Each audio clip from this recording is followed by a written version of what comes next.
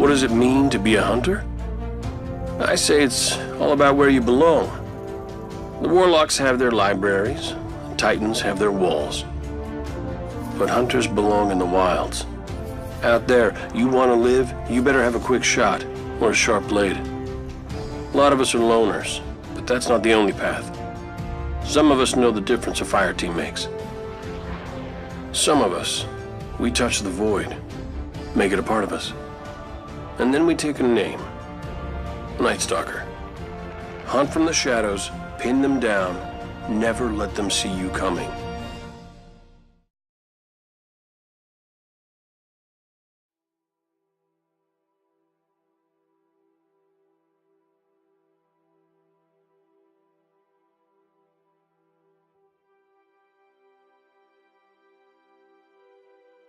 The most exemplary of this description, fittingly, is none other than Cayde-6 himself. Self-defined roguish commander and rule-bender of the Vanguard, Cayde-6 is quite the charismatic leader among Guardians. An exo with an eye for adventure and a favorable opinion on gambling, the stories Cayde has are innumerable and extremely entertaining. A gunslinger that Shax says ran through the Crucible like it was a game, Cayde is known to have a quick trigger and a trick or two up his sleeve. Previously an active duty Guardian, Cayde has seen more battles than the Cryptarch has decrypted Blue Ingrams, but his past goes much deeper than his light. When Andal Brask was killed by Taniks the Scarred, Cayde was saddled with Vanguard duty after losing the Vanguard Dare. Although he carries out his work without hesitation, Cayde still wishes he were back out on the frontier, facing off against the darkness on the front lines instead of sending out other Guardians to do so. Despite his witty remarks and quick sense of humor, Cayde has a soft spot for those that he cares about. Even if he is reluctant to show that side of himself, it sometimes surfaces when others are in the line of fire. When Tevis was stranded in a Vex gate, Cayde was extremely worried for his friend, but continued to try and play it off as a wish to bring him back to pay off his gambling debts. Guardian, I've been trying to raise Tevis. He won't answer. Either he's in over his head or... Well, look, that guy owes me a lot of glimmer, so, he better still be kicking. Alive, or the other thing, we need to find Tevis. There aren't a lot of Night Stalkers in the field. We can't afford to lose his connection with the Void to the Vex. Not only does Cayde have a somewhat concealed soft side, he's also quite resourceful. During the battle to retake the moon from the Hive, Cayde found himself outnumbered and outgunned. Upon taking cover behind a crashed fallen skiff, he came face to face with the Baroness. Instead of attacking each other, the two fought off the Hive together. During the fighting, the Baroness was wounded, and Cayde opted to put her out of her suffering. But what about his past before becoming a Guardian? In his notes, tucked away in a copy of Treasure Island in the Speaker's library, yes, I borrowed it for research, Cayde left interesting information. Inside the cover, there was a note that reads, "Here you are, and what you're holding in your hands, this book, that's mine, and it's precious to me. Don't sweat it, I'm not upset. In fact, I'm going to let you in on a little secret. I wanted you to find the book, whoever you are. I figure you must be clever, discreet, good at finding things other folks miss. You're a collector, the intel and acquisition sort, and if you're acquiring said intel from the Speaker's personal library, well, then I figure you must fancy yourself the adventurous, risk-taking type. I understand. I appreciate a gamble as much as the next. Gets me in trouble from time to time, but seeing as we're kindred spirits, I'm willing to bring you in on some of the other secrets I keep. That is, assuming I've got the right Guardian. Either way, you and I, we've got official business to attend to now. Bring me back my book and let's get down to it. You know where to find me." In the book itself, Cayde describes memories he has that he can't quite piece together. Spend some time with an exo who's been through it like we have and you'll see all the tells. We got issues. See, the reboots, they don't wipe it all away. Not everything. And the new life, plus the light, it does something real funny to what's left. Amplifies it, scrambles it, reshuffles the fragments like a dealer riffling a deck of cards, putting the hands we've already won and lost back into play. Most of us do what we can on our own to forget. Let the itch go unscratched. Me? I learned long ago you gotta play the hand you're dealt. So here's a little bit of what I remember. Strike that. Here's a little bit of what I know. It ain't alright, but I'll be damned if it ain't the truth. He goes on to describe experiences that he remembers. Things that sound like human experiences, which lead us to believe that Cayde was a human before he became Exo. His journal reads, "Floating in the black. I've been listening to nothing but my heart knocking for over 12 hours. EMU's low on air. I promised myself this job is the last. promise myself this time I mean it. I feel the hull vibration through the station's thin metal skin. The airlock pump hisses. Long wait's over. Time to go to work. I'll spare you the gory details. Afterwards, fuming, Clovis Bray sends me a bill for the hull damage. My fault the target put a blast wall between us. My fault things went wrong and we had to let our rifles do the talking. I tear the packet open. Tattered pieces of the envelope drift to the floor. Surprise, it's not just a bill.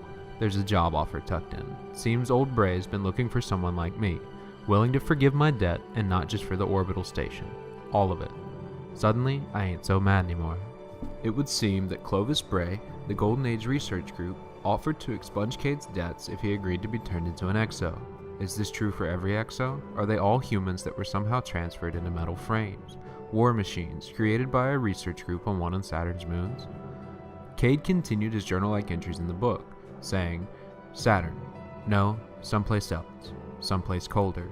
This moon has been almost completely converted, a sarcophagus of ice and iron. Stone towers rung round with glaciers, rooted deep within a heart of snow. I came here flesh and bone, gave everything to the ice. Started over. Rebooted. What exactly happened out on the outskirts of Saturn's orbit? Was the original Cayde, a human Cayde, turned into an exo? In the pages of the book, Cayde also stashed a few playing cards. During a mission where some were discovered, he entails the significance of each after an inquiry from a curious ghost. A jack of spades? Yeah, I had a whole system to keep track of things. The royal cards stood for weapons. Spades meant hake, clubs for Crux Lomar, diamonds for Amalon, and hearts... well, hearts were for this girl I knew. What was her name? Don't you have a stealth drive to find? The girl Cayde knew. Maya Sundaresh of the Ishtar Collective on Venus. His notes also include an excerpt on her, his unrequited love. The coast is different, beautiful and unbroken and timeless. It teems with new life. Every big brain in the system has their sights set on the Academy. We were there for the Ahimkar, parasitic reptilian critters that appeared out of thin air. Inexplicable genome, new proteins, so much potential. And me, I'm there for her, Dr. Maya Sundaresh. She's poured into the research, on the brink of another breakthrough, focused on devouring every new data point. Brilliant, driven, beautiful. I can see her so clearly. Dark hair split into smooth, shimmering strands fanning over her forehead. Gray irises blooming as she looks up from her work to see me standing there beside her. Realigning. No, she doesn't know me at all. Doesn't even recognize my face, even though I've been standing over her shoulder for months. I'm nothing more than a fixture, a required imposition, an unwanted necessity. I'm no egghead. Never was. Just like now, back then I was on a need-to-know basis, and the only thing I need to know is that nothing and nobody gets through that door and past me without at least 3 layers of security clearance and a whole lot of muscle. Still, I think about saying something, saying anything. In a second, my mind rifles through a trillion possibilities, but she's already turned back to her work. I shuffle my feet, straighten my back, and return to mine. Cayde's memories also show something sinister, something that no other current living thing is known to have witnessed. It seems that Cayde witnessed the collapse and arrival of the darkness firsthand. There's no bounty, no hive. I'm out in plain sight. Sky is torn open and there's nothing and nobody left in this ruined world but me and the boiling shadow all around. Whatever it is hits me before I can level my gun. Doesn't matter. Tendrils of pain crawl over my splayed fingers, my outstretched arms, my shoulders, my neck, my screaming mouth as it consumes. I'm being enveloped. Everything is wrong, primordial.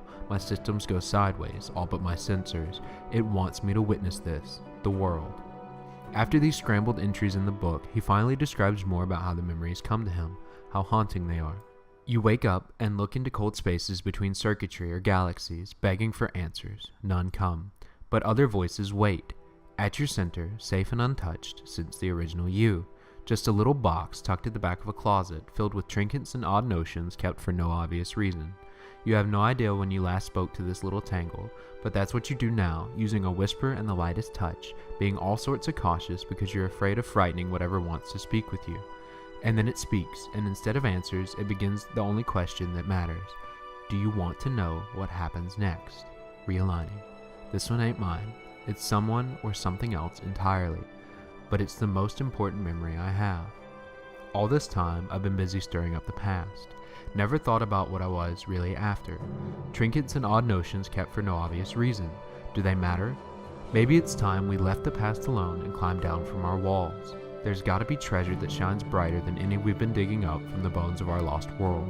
Has to be a better hand than the one we've already played. I say we get after it. See what's really waiting for us out in that darkness. Maybe even light it up some, dance in the ash and flames. The traveler can follow suit if it feels it needs to. Otherwise, it can watch over the city for 1,000 years. But you and me, we got far more important things to attend to. We're guardians. We got a new future to forge. Cayde out. Beneath his unmatchable wit, his light-hearted jokes, his determination and confidence, beneath all the gambling and crazy stories, beneath the metal plating and circuitry, Cayde-6 is an enigma wrapped in mysteries of his past. Andal Brask would joke with Cayde about his nature, saying he was actually Rasputin, ancient warmind, defender of Earth. In his own way, Cayde is similar to the warmind, a mind in a machine by simple definition, with memories and emotions built up inside, a muddled past, and a directive to defend humanity by any means necessary. The similarities between the two is quite striking, which made the joke all the more humorous. Now, while Cayde probably isn't an incarnation of the warmind, his journal does bring up interesting points. What do you think? Was Cayde really human before he was made into an exo? What happened to Maya? How did the two part ways? Could all of the exos be previously human? For now, we can only speculate. So when you're in the tower, be sure to stop by and chat with Cayde from time to time. Maybe make a bet or two on sparrow races, or just share stories of adventures by his maps and charts. Bring him back stories of success, and give him some of your time, and you might learn something invaluable from the clever exo trapped at his table.